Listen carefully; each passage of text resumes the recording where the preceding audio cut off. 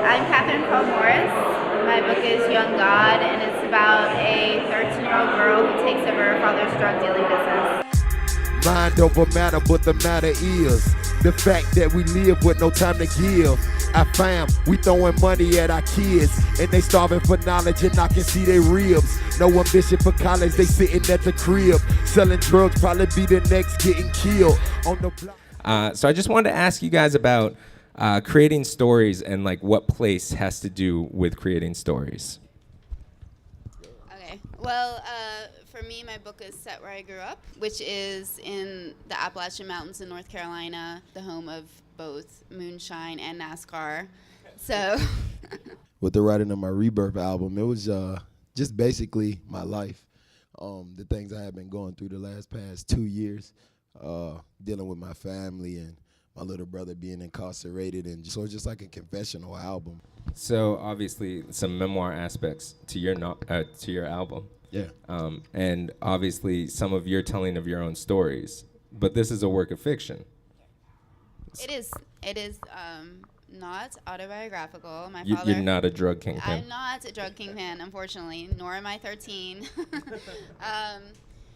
Nor is my father a big coke dealer, but I think that it's fiction, but I think it's really hard to write fiction without yourself in it, and everyone who says that is kind of lying. So, of course it's me, and you can totally psychologically analyze me by reading this book. You're reading the book right now, right? Yeah. So talk to us a little bit about it. You know what, though? I didn't even know what to expect. Because I read the back, and it was like, she lives in Brooklyn with her, in New York with her husband and 2 pit bulls. I'm like, okay, that's pretty gangster, like 2 pit bulls. Like, I didn't know what to expect. I was like, okay, so I crack open the book, and then I start to read it, and I'm like, whoa, okay, this is crazy. And no, it's definitely a great read. I don't want to spoil the ending for anybody, but it's definitely a great read. Very detailed, and just like, it's a movie in words. Because I was hearing some pretty graphic shit. And I like the drug references, too. Like, they dropping back ecstasy. I was like, this shit is real. Like, for real. Well, yeah, I mean, the drug stuff is actually mostly true. I have never killed anyone, but the drug stuff is mostly true. What does it mean to get out a little bit? I'd love to hear you guys talk about what it means to still be there, and obviously for this place to be so important to you that you use it in your art constantly, but to at the same time, here you are in New York, here you are celebrating the release of your first novel. Like, what does it mean? How does it feel? It feels good. It was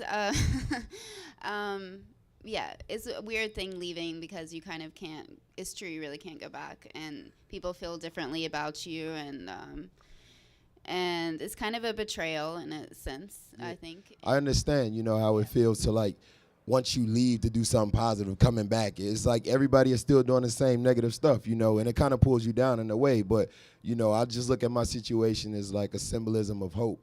People see me doing stuff differently. I mean, I was subjected to the same things they were, doing. I was doing the same stuff, I'm not some angel or nothing like that, I know nobody is perfect, so what I come from, I was actually a product of that. But me actually doing something different, even being up here amongst all of these people was something different, because I come from a total different walk of life from probably mostly everybody in here, and it's just a beautiful thing. And it's symbolizes hope, though, for my family. So I come back and I actually show them the things that I'm doing, and hopefully it'll just change their mindset. Some people, there's just no hope for them. But, I mean, all you can do is just, like, pray for people, I guess, and just stay positive and keep doing what you're doing. So that's just what I'm doing right now.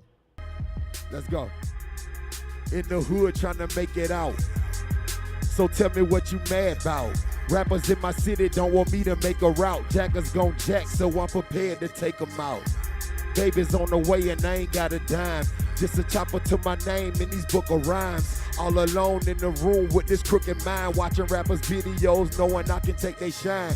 Can't tell me be patient and take my time. I've been struggling too long, now I'm taking mine.